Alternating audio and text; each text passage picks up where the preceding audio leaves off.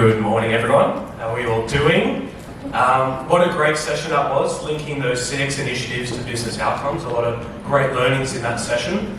So we're going to get a little bit of audience participation to kick off. So I'd like to see, with a raise of hands, who here has embarked on a digital CX transformation project? Okay. Very good. And I'd like to see your hands continue to be raised if that was delivered on time, within budget, with the results you planned for. Yeah, that's not very surprising. That's something that we expect, and I guess at Resolution Digital, we know that digital transformation is a challenge. We really subscribe to digital CX evolution as a result and a different option in terms of then transformation. So, welcome everyone, I'm Benny Lucas. I head up MarTech nationally for Resolution Digital. We're joined by Maricel Custodio, Head of Marketing at Torrens University, and Laura Smith, our Senior UX Designer at Resolution Digital. So Maricel, let's kick off with a question. In 2019, Torrens University embarked on a pretty big mission and looked at re-platforming your brochure website to a digital experience platform to really enable these amazing customer experiences. Is there maybe an analogy that you could use to kind of highlight how that implementation went? Okay. Just a bit of background for Torrens University. We're part of a private university network in the world. And we grew from a few hundred students to over 20,000 students in the span of like 6 years, okay? So the challenge here is how do you acquire students for an unknown university, okay? So we grew by acquisition. There were like 13 colleges that Laureate actually acquired, making up like Torrens University. And back in 2019, we decided to consolidate all of those 13 colleges to like one university. A vet college, and another school in MDS, New Zealand. Another interesting thing about Torrens University being a private university is we are a listed company in NASDAQ, okay? And we just got bought in 2020 by almost $1 billion.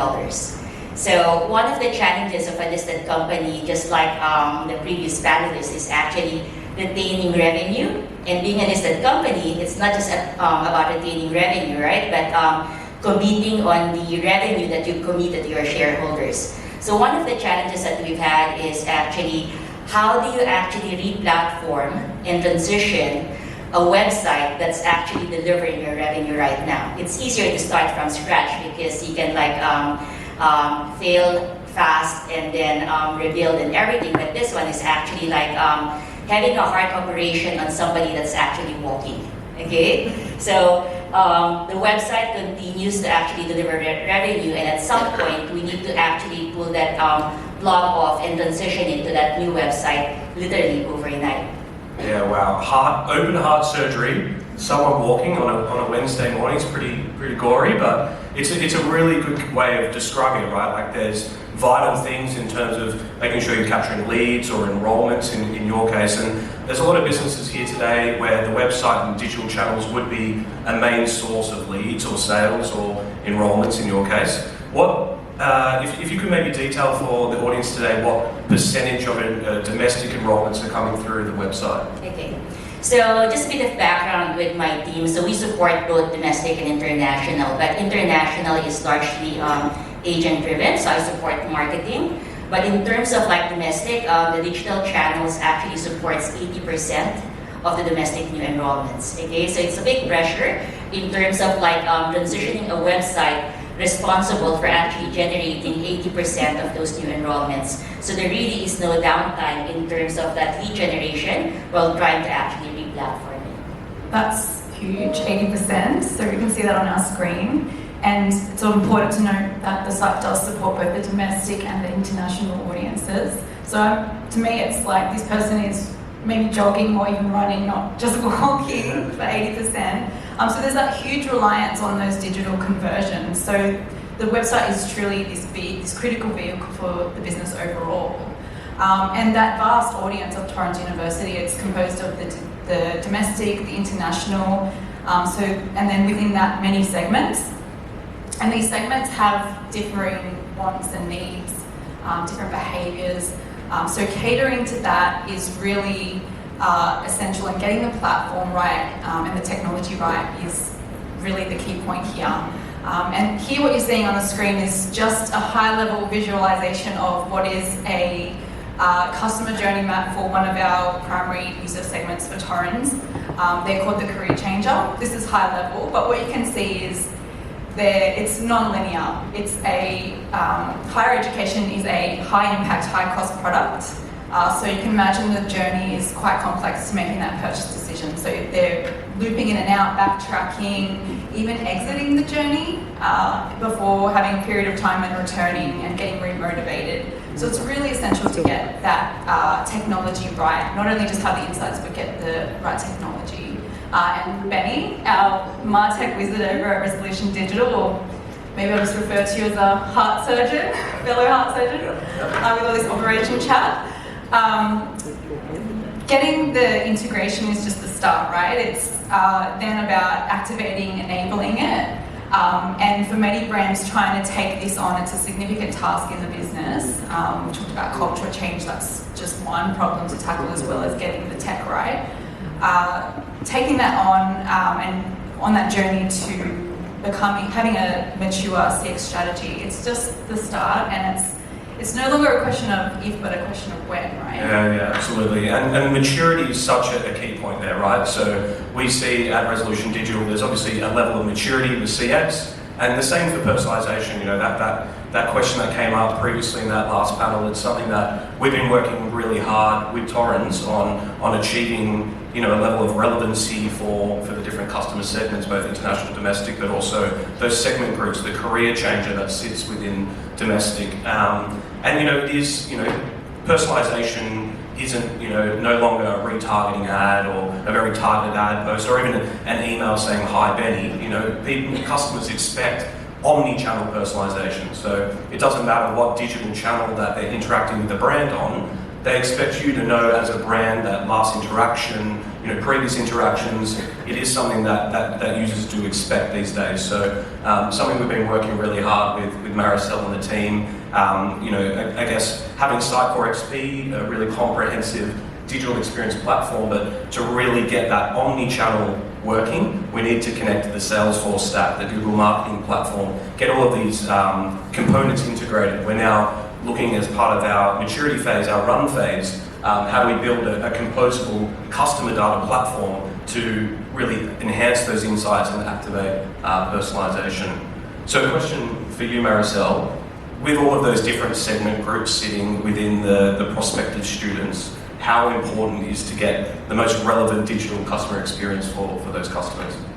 Quite key, and I think I've heard it in the previous panel, right? A lot of businesses right now are challenged to actually deliver revenue without necessarily growing our budget, okay? So I'm quite lucky to be enabled with a multi-million-dollar budget, but that budget has been quite flat for the last 3 years, but my targets are growing every year. So how else can you actually do that with post-COVID, digital became like a necessity, right? So the market became more competitive, stable budget and growth rates. The only way I can do it is actually increasing the conversion rates and introducing innovation. There's no way that I can actually compete using the same budget and really doing nothing. We've actually started personalizing our ads back in 2018 using first-party data, and the website was actually last to come in terms of like personalization. What that multi-million-dollar budget does and that strong strategy in terms of like organic channel is actually only delivering traffic to the website. Without actually a strong CX strategy and personalization in place, you can easily lose a person clicking an ad, landing on a website that's not relevant. And as Laura has mentioned, enrolling in a course is not just like buying a $100 product. Sometimes you struggle to decide on a $100 product. This one is actually committing for 3 years, 20, 50, 100,000, and the time commitment is actually quite high as well. And choosing Torrens over UC UNSW is another challenge from our end. So hence, we need to make sure that if we're quite good in terms of like targeting that relevant customer via the ad, that we continue the journey on the website. And it's not just about the rules-based personalization, because I'm quite lucky that I'm supported by Resolution Digital, that we've moved from like rules-based to actually like depending on the behavior of the customer journey, and now with the data integration that we're doing, the future that we're building for is actually predictive modeling. So it's not just about what we know as a customer, it's not about what we actually can guess based on the data, but using actually the trends and data modeling that we have, predicting that this is actually the likely stage that the customer should actually pursue in order to actually convert to like an enrollment. So even though my title is actually digital, I cannot go to my CFO and CEO and say that, hey, we've actually generated 20% uplift in leads, 20% uplift in traffic. That means nothing to them. So personalization is about actually delivering the business KPIs that we all as a business have committed to deliver. So personalization is about like making sure that from web traffic, they really convert to like an apply, and it doesn't stop there until people have actually enrolled. And with predictive modeling, we're hoping to do more upsell and cross-sell as well. Yeah, it's super interesting. And the way that AI starts to feed into that, it's making sure those data sources are connected and then can make that decision. Looking at the user journey that you can see on the screen, Laura, I know you've spent a lot of time in these user journeys. I think it's pretty safe to say it's imprinted on your brain now. Yeah, it's safe to say I probably know it like the back of my own hand, but that's second to having the lived experience. It's the next best way to really get into the hearts and minds of the custom segments of Torrens. So it's really used at every step of that process, and my role was really to champion that right through each step of integrating but enabling and activating the personalization across the site. And what will be the defining factor? I mean, you can see it's a very complex journey for our users. They're on this process of making this big decision, and when coming to choose a provider, it's the level at which a brand actually nurtures and guides them through this journey. That's going to be, it's going to be, it's not just could be, it's going to be the defining factor of who's going to win. So it's really essential to have that deep understanding from the customer's point of view. And I mean, Torrens University, as we've stated in our presentation title, they've been on their complex journey of this CX evolution. And to illustrate this evolution, we're going to take a little bit of a look through the eyes of the career changer persona. So this is just one of our primary user segments. And why we're choosing them today, it's because they actually do take quite a complex journey in selecting an education provider. They're a mature age student, and when they're taking this complex journey, they're looking at changing their whole career, and they're looking to pursue a passion, like high stakes here. So really understanding them was key here, and looking through their experience at this evolution that we helped roll out with Torrens will give you that bit of kind of taster of what that meant. So for this career changer persona, in doing the work we did with Torrens, integrating the DXP, but then activating and enabling it, it meant that we were able to deliver these really personalised digital experiences for them, meeting their needs, and then especially when they're revisiting the site, because they don't just visit once, they return and they repeat. So meeting those needs when they're repeating and returning to the site. And how the design of the personalisation was activated but then scaled out across the site, it really took into consideration both the digital and non-digital touch points that the customer's taking leading into the digital landscape for the brand, but also throughout that experience they're taking with the brand.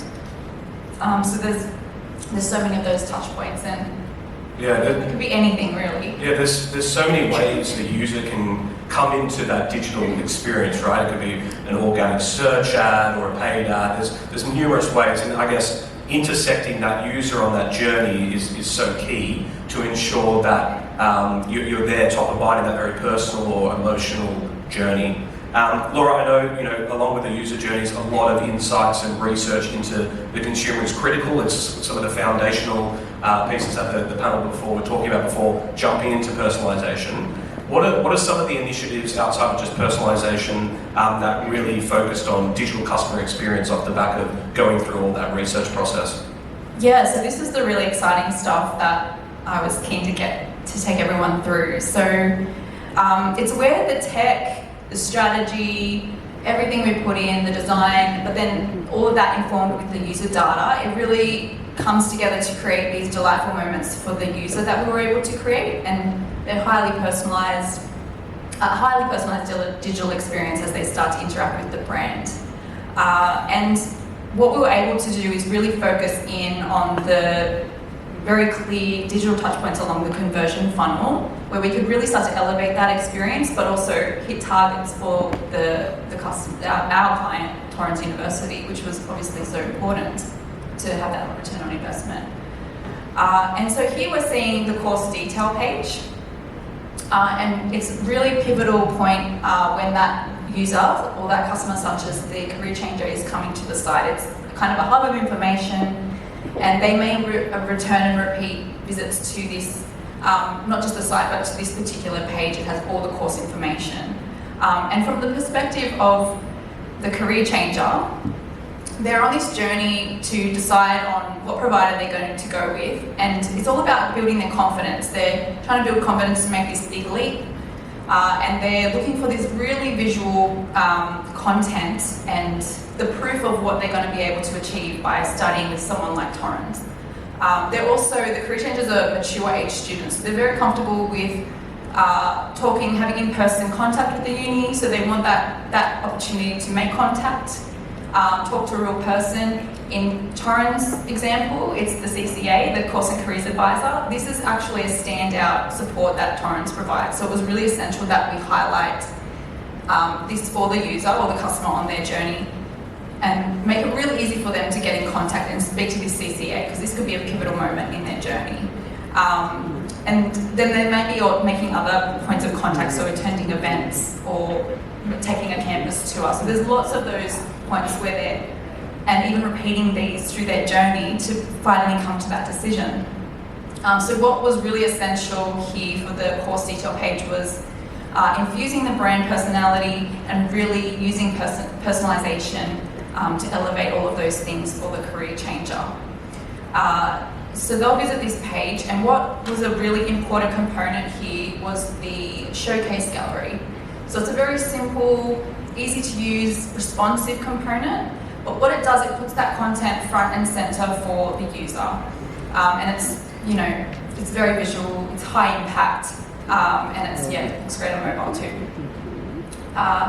So they're able to see this visual content and really start to build that confidence of saying, I can do this too. And what the great thing is that a lot of the user segments actually share this need to have this visual proof and this tangible proof. So we weren't just meeting the need of the career change, but some of the other ones as well, which again, really helpful insight to have along with this whole process of scaling out the personalization.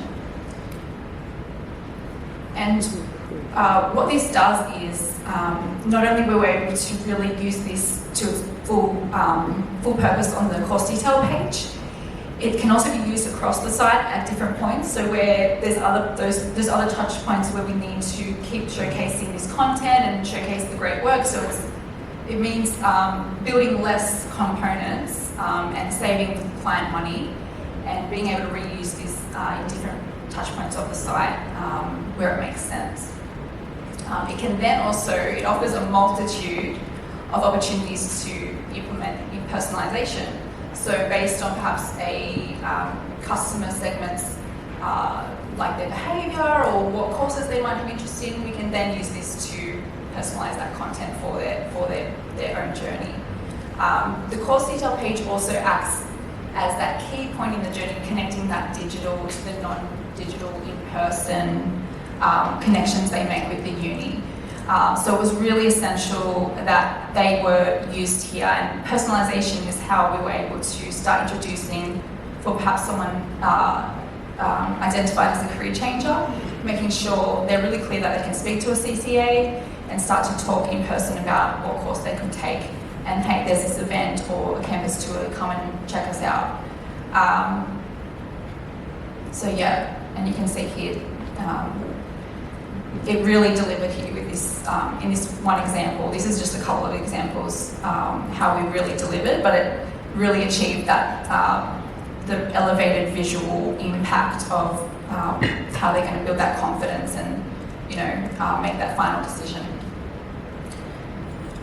So these are just a couple of examples. We could take you through all of them, but now we're kind of moving on and getting to really ambitious personalisation initiatives and really journey-based initiatives, and the partnership just keeps growing, doesn't it, really? Yeah, it really does, doesn't it, Maricel? Like the partnership, the work we're doing with you, you know, there's a lot of uplift in key metrics and website traffic, you know, conversion rates. Probably one that would be quite interesting for the audience today is probably to understand what's the sentiment within the business around such a focus on digital CX from an investment and time point of view.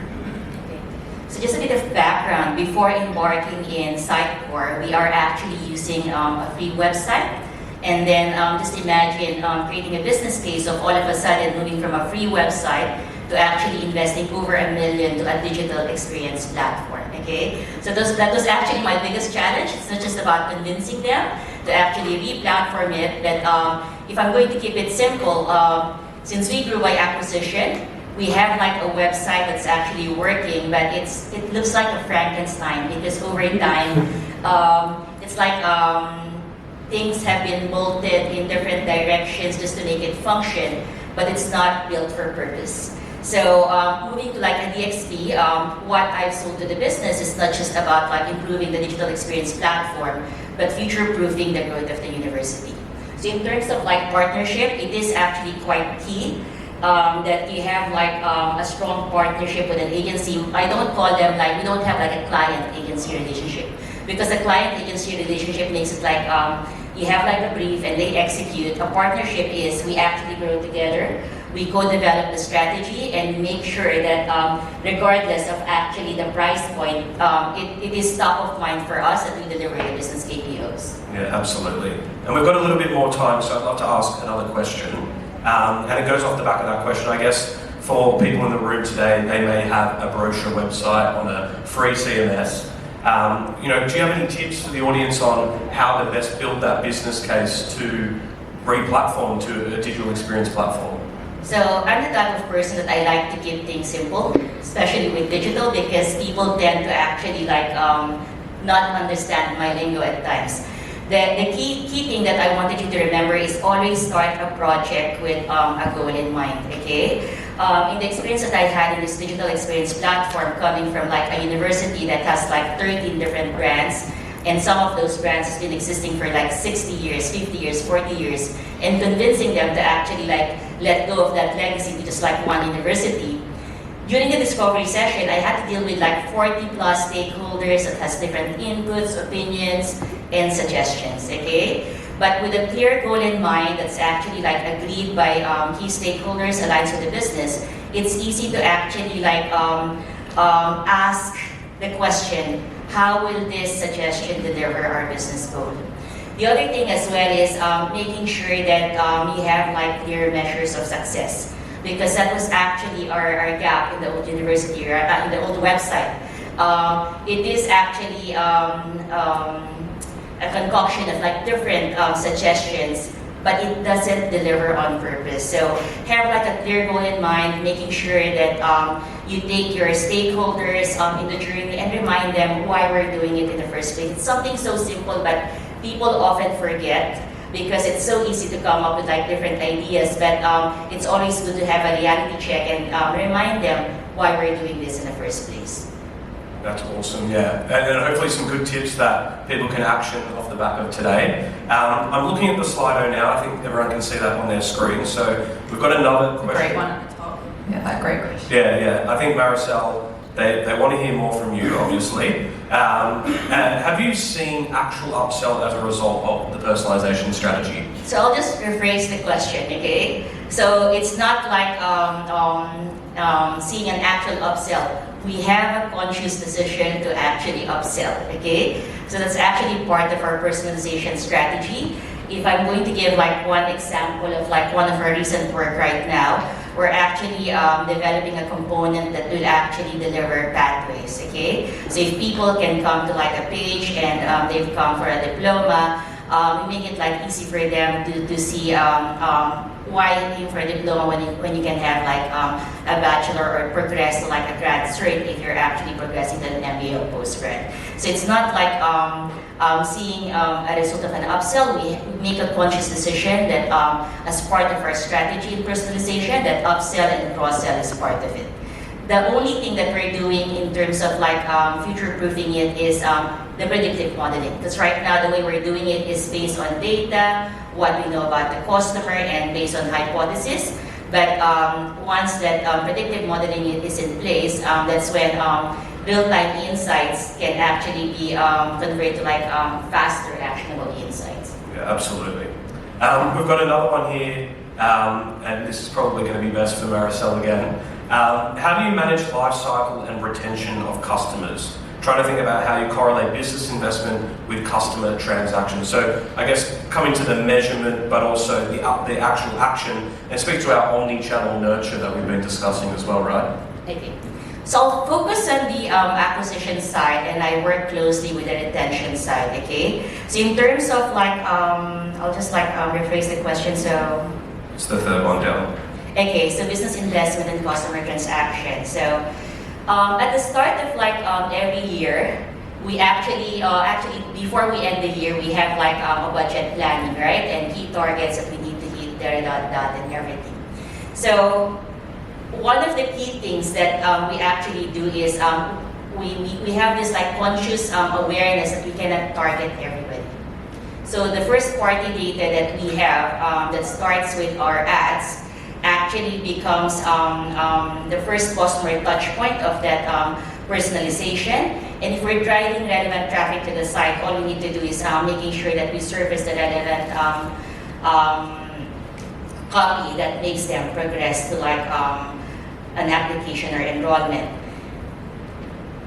I'm not directly answering that question because it's a bit, can you like rephrase that question? Because I don't think I'm answering that question really well. Yeah, I think you've got visibility on that first touch all the way through down to that acquisition, but I guess the question is how do you look at more of retention? And I guess how does retention work from a university point of view? Is the retention more they've completed their 3-year and then we're looking at post-grad? Like how does that retention play a role off the back of the digital customer experience? Yeah, probably I'm not the best one to answer about retention because that's not my subject matter expertise in the university. But in terms of like how do I influence retention, that's something that I can actually like confidently answer, right?